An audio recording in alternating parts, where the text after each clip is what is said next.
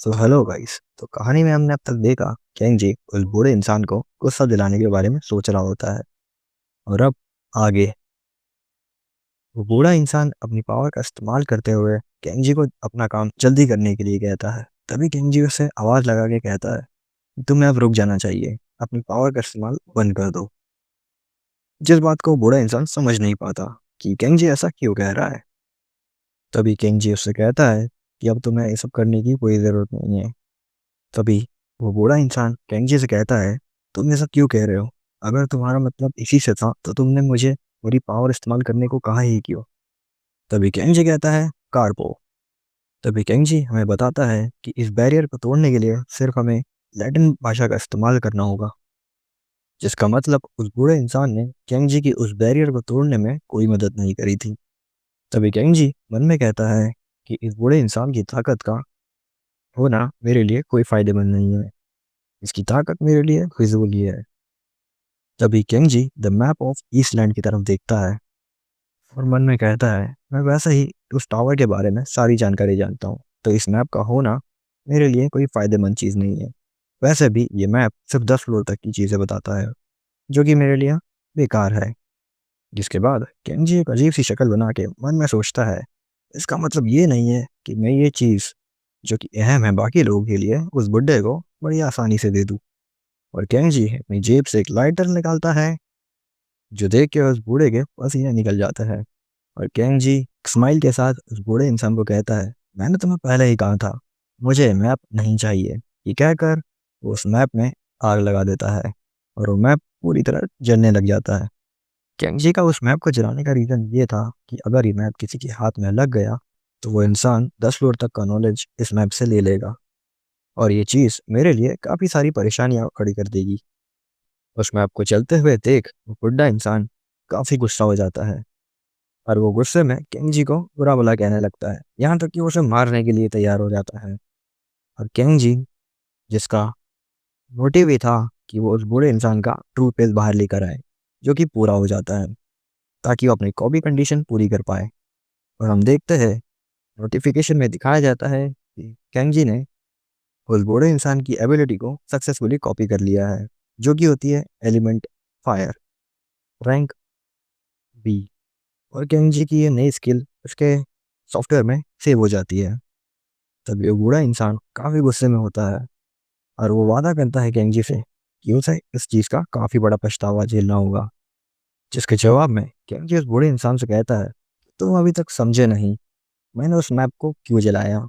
ये कहते ही केंजी अपनी फायर एलिमेंट की पावर, जो कि उसने उस बुढ़े से कॉपी की थी, उसका इस्तेमाल करता है, जो देखकर वो बुढ़ा भी हैरान हो जाता है और सोचता है, इसकी पावर मेरी पावर जैसी कैसे है, यहाँ तक कि मेरी पावर इसकी पावर के सामने कुछ भी नहीं है।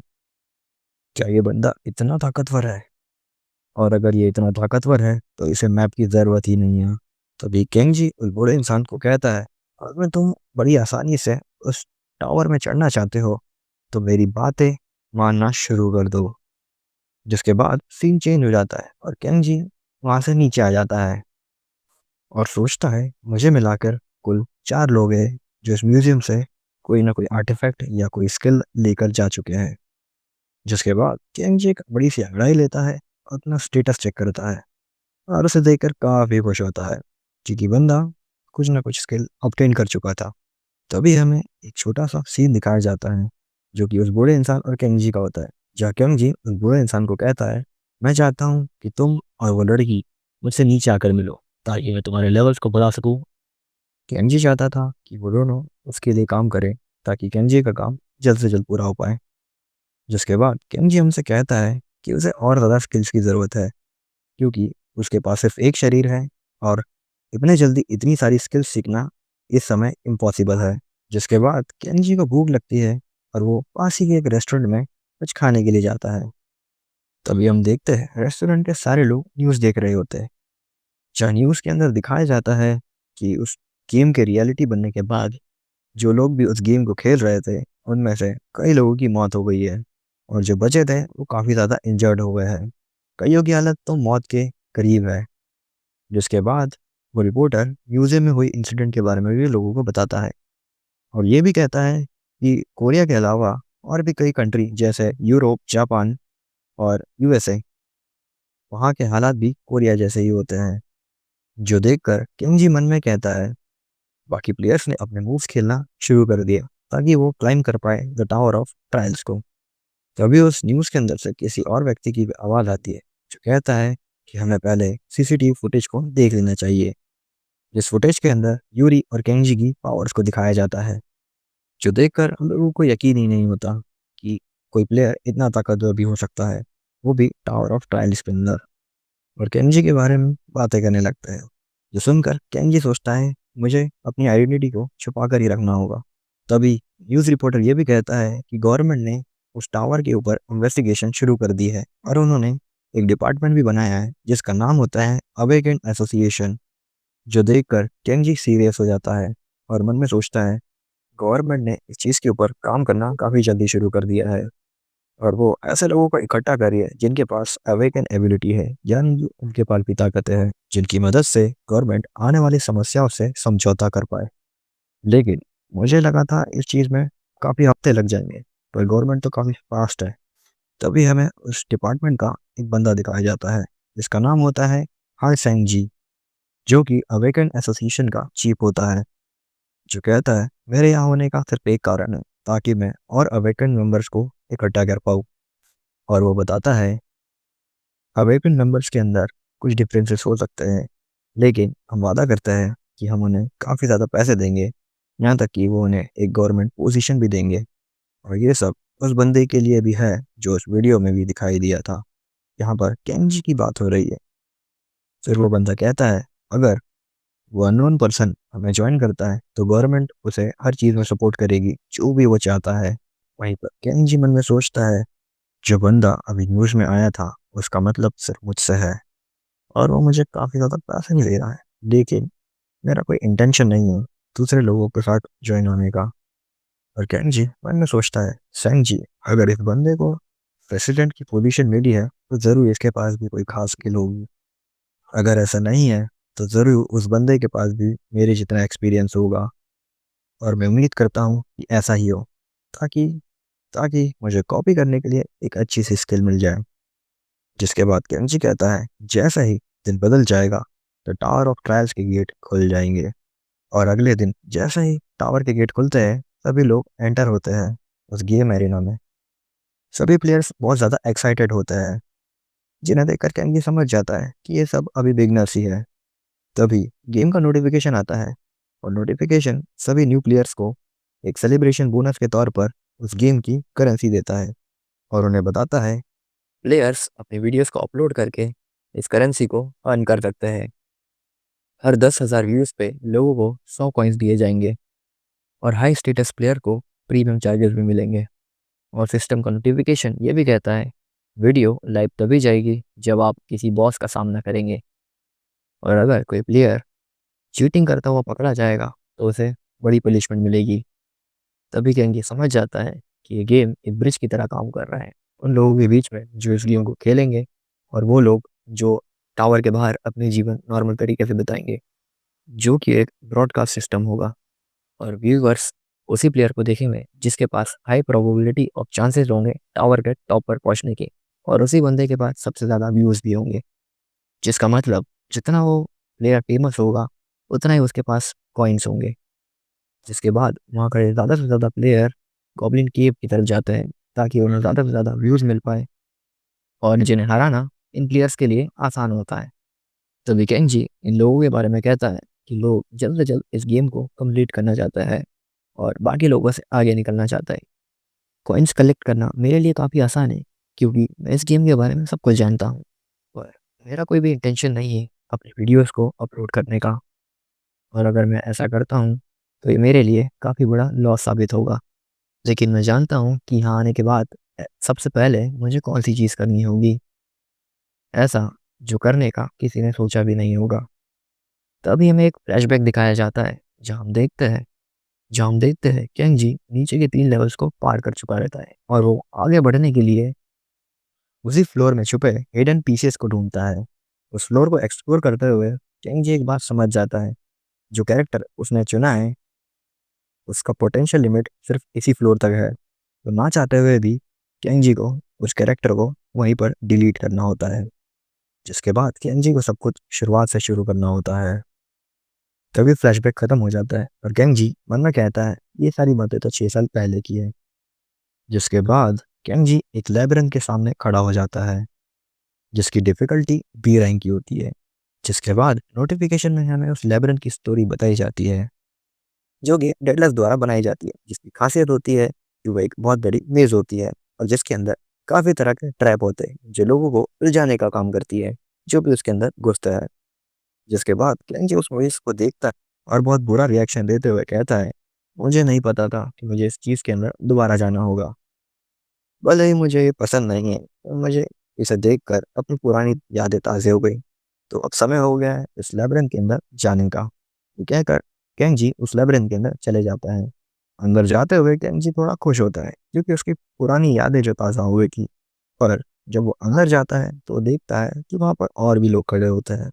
तभी उन लोगों में से एक लड़की कहती है, तुमसे मिलकर खुशी हुई। हम सब फार्मिंग के लिए जा रहे थे लेकिन हम गलती से उस लेबरन के अंदर आ गए। तभी हमें 10 मिनट पहले का सीन दिखाया जाता है जब केंजी लेबरन के अंदर जा रहा होता है। तभी एक बंदा कहता है, मैं जानता हूँ हमने इस बंदे को फॉलो किया क्योंकि इस बंदे में कुछ बात है, पर ये तो एक लेबरिंथ है।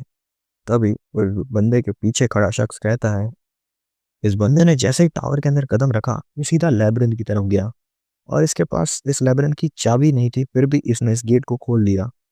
तो हमें भी अंदर जाना चाहिए। जिसके लिए वहाँ खड़े सारे लोग मना करते हैं, लेकिन लड़की कहती है, ये तो सिर्फ एक फर्स्ट फ्लोर का लेबरिंथ है और तुम भूलो मत उस लेबरिंथ के अंदर कई सारी ज़रूरी चीज़ें होंगी जो हम सबको चाहिए। और अगर किसी प्लेयर ने जो कि लेवल 1 में है इस लेबरिंथ को बिना चाबी के खोल दिया तो ज़रूर ये लेबरिंथ इतना मुश्किल नहीं होगा। वैसे भी ये तो फर्स्ट फ्लोर ही है। तभी एक लड़की पूछती है, तुम्हें क्या लगता है वो लड़का हमारे साथ वो आइटम शेयर्स करेगा? जिसके जवाब में वो लड़की कहती है, ज़रूर, वो ज़रूर करेगा।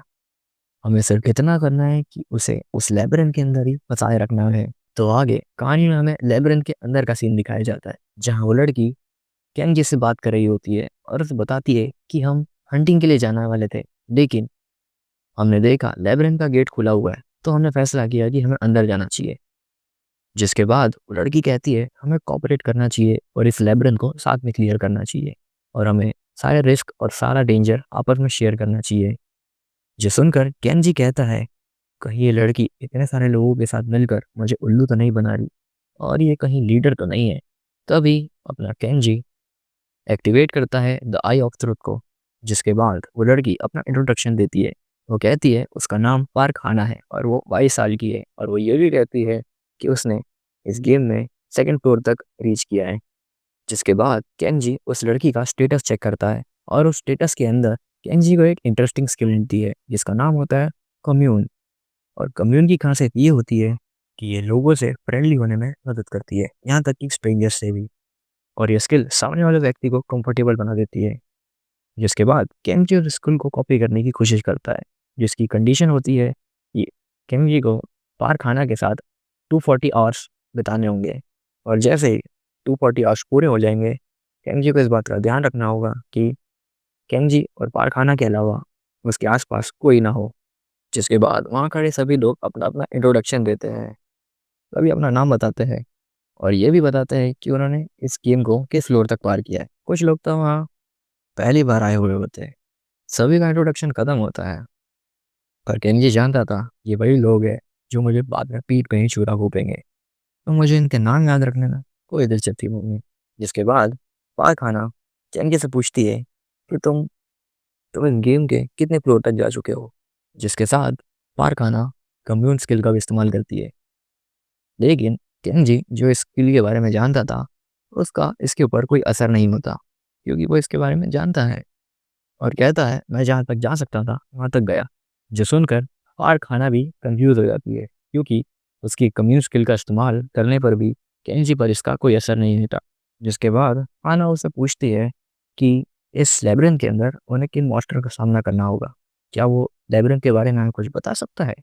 केंजी जिसके जवाब में कहता है हाँ मैं बता सकता हूँ। और केंजी कहता है ये लेबरिंथ है जो हर समय बदलती रहती है। जो सुनकर वहाँ खड़े सभी लोग डर जाते हैं इसके बाद उस लेबिरिंथ में कुछ हलचल होने लग जाती है। तभी उस लेबिरिंथ की दीवारें थोड़ी बदलने लग जाती है और कुछ टुकड़े हाना के ऊपर गिरते हैं, जिसे हाना डॉज कर लेती है। वहाँ खड़े बाकी लोग भी जैसे तैसे एक दीवार के ब्लॉक पे अपने आप को बचाते हैं। कुछ टाइम बाद वो दीवारें हिलना बंद कर देती है, लेकिन हम देखते हैं वहाँ खड़े लोगों में एक नंबर गायब होता है और एक बंदा कहता है, सिर्फ एक फर्स्ट फ्लोर के लेबिरिंथ इतना खतरनाक कैसे हो सकता है? इसके जवाब में केंजी कहता है, तुम लोगों ने जीवन में कभी एक बार भी लेबिरिंथ को कभी एक्सपीरियंस नहीं किया क्या? जिसके जवाब में लोग चिल्ला के कहते हैं, ऐसा कौन ही एक्सपीरियंस कर पाएगा? तभी आना कहती है, लेवल 1 प्लेयर्स के लिए ये लेवल काफ़ी ज़्यादा खतरनाक है, हमें जल्द से जल्द यहाँ से बाहर निकलना होगा। तभी आना मिन से कहती है कि तुम्हें इस जगह का एग्जिट जल्दी ढूंढना होगा, तुम्हारी स्किल से ये काम आसान होगा। तभी हेमिन कहती है कि जैसे ही इस लेबिरिंथ के गेट बंद हुए, मेरी स्किल का एक्टिवेशन कैंसिल हो गया। जो सुनकर हाना डरते हुए कहती है, क्या हम यहाँ बंद हो चुके हैं? जो सब सुनकर केंजी अपने आप में कहता है, ये सभी लोग इस लड़की की नेविगेशन स्किल के भरोसे इस लेबिरिंथ के अंदर घुसे थे। इन लोगों को क्या लगा ये लेबिरिंथ पड़ोस की सुपरमार्केट है? लेकिन तभी हाना केंजी को गुस्से में आवाज लगाती है और केंजी को कहती है, तुमने हमें ये सब पहले क्यों नहीं बताया जब ये लेबिरिंथ की दीवारें बदल रही थी? काफी लोग इंजर्ड हो गए सिर्फ तुम्हारी वजह से। वहाँ खड़े सभी लोग हाना का सपोर्ट करते हैं, जिसके जवाब में केंजी कहता है, क्या मैंने कहा था कि मुझे फॉलो करो? जो सुनकर हाना थोड़ी सी डर जाती है। तभी केंजी कहता है कि तुमने यहाँ आने का फैसला अपने आप किया था, मैंने तुम पर कोई जबरदस्ती नहीं करी थी। तभी वहाँ खड़ा एक लड़का गुस्से में आ जाता है और कहता है, जब हम पहले मिले थे मुझे तुम तब से पसंद नहीं हो। वो चिल्ला ही रहा होता है, तभी उसके पास से एक कुल्हाड़ी होकर गुजरती है और अगले सीन में हम देखते हैं वो बंदा जमीन पर गिरा होता है, जो देखकर बाकी लोग काफी डर जाते हैं और समझ नहीं पाते यहाँ पे हुआ क्या है। तभी हम देखते हैं वहाँ पर किसी की एंट्री होती है, जो कि एक भैंस जैसा दिखने वाला शेर मॉन्स्टर होता है और वह मॉन्स्टर अपनी कुल्हाड़ी को जल्दी से उठाकर वहाँ खड़े लोगों पर हमला करने के लिए दौड़ता है, जिसे देखकर हाना सोचती है अब हम यहाँ मरने वाले हैं। तभी उनके पीछे से केंजी उड़कर जाता है और उस मॉन्स्टर के पास से होते हुए उस मॉन्स्टर के किए हुए हमले को डॉज करता है। तभी हम देखते हैं केंजी के पास एक नोटिफिकेशन आता है और उसके पास एक हिडन स्टेट आ जाता है जिसका नाम होता है रिफ्ट। इसी के साथ ये चैप्टर यहीं खत्म हो जाता है। तो अगर आपको एक्सप्लेनेशन अच्छा लगा तो वीडियो को लाइक करें।